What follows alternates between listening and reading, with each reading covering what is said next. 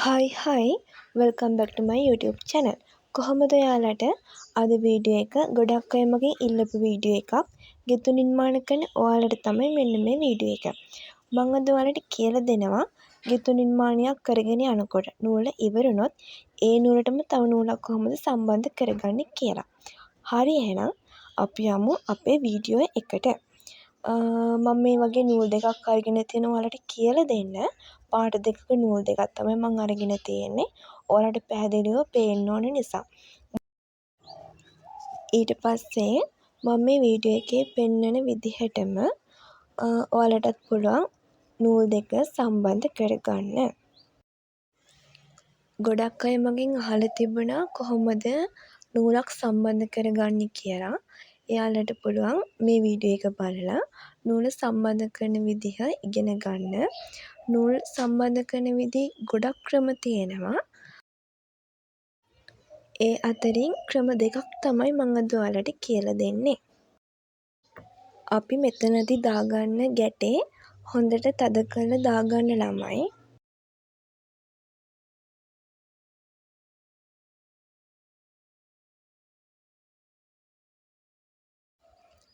මේ පැත්ත වගේම අපි අනිත් පැත්තත් ඒ විදිහටම සම්බන්ධ කරගන්න ඕන.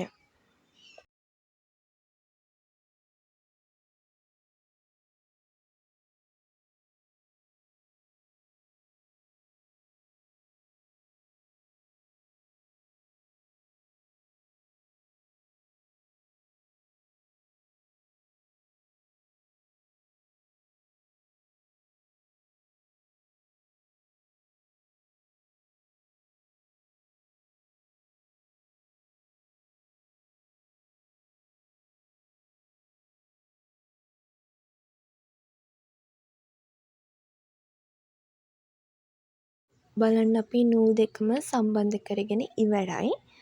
දැන් කරන්න තියෙන්නේ නූල් දෙකෙන් අල්ලගෙන දෙපැත්තට අදින එක. ඊට පස්සේ ගැටේ තද වෙනවා.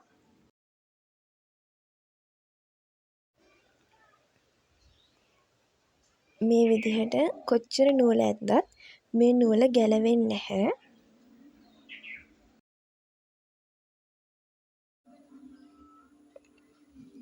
ඊට පස්සේ වැඩිපුර තියෙන නූල් කැලි දෙක කපලා දාන්න. මම දැන් ඔයාලට එක ක්‍රමයක් කියලා දීලා ඉවරයි. අපි දැන් ඉගෙන ගමු එහෙනම් ඊළඟ ක්‍රමය.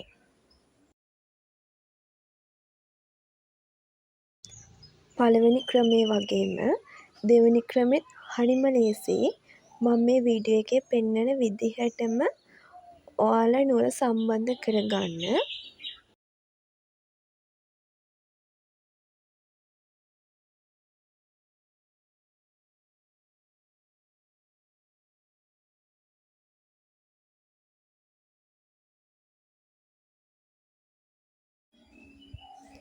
නූල් දෙක මෙන්න මේ විදිහට තමයි තියාගන්න ඕන.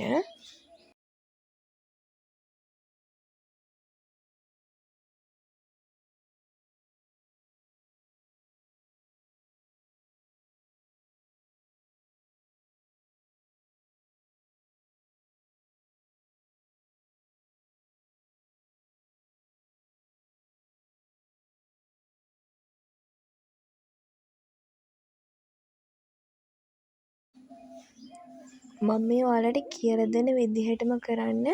වීඩියෝ එක හොඳට බලන්න. මේ විදිහට නූල් දෙක ඇතුළට දාලා ඊට පස්සේ අර අනිත් නූලෙන් හිමිහිට අදින්න ඕන. මම මේ වීඩියෝ එක ඔයාලට පැහැදිලිව පේනවා. ඒ විදිහටම ඔයාලා කරන්න. හිමිහිට නූල් අදින්න පිටිපස්සට. එතකොට එතන ගැටයක් හැදෙනවා. එතකොට නූල් දෙක සම්බන්ධ වෙනවා. මේ බලන්න කොච්චර නූල ඇද්දත් නූල ගැලවෙන්නේ නැහැ. ඔන්න මම ඔයාලට ක්‍රම දෙකක් කියලා දුන්නා. මේ ක්‍රම දෙකම පුරුදු වෙන්න. මගේ වීඩියෝ එක එහෙනම් මෙතනින් ඉවරයි. මගේ වීඩියෝ එක ඉවර වෙනකම් බලපු ඔයාලා හැමෝටම ගොඩක් ස්තුතියි. බයි.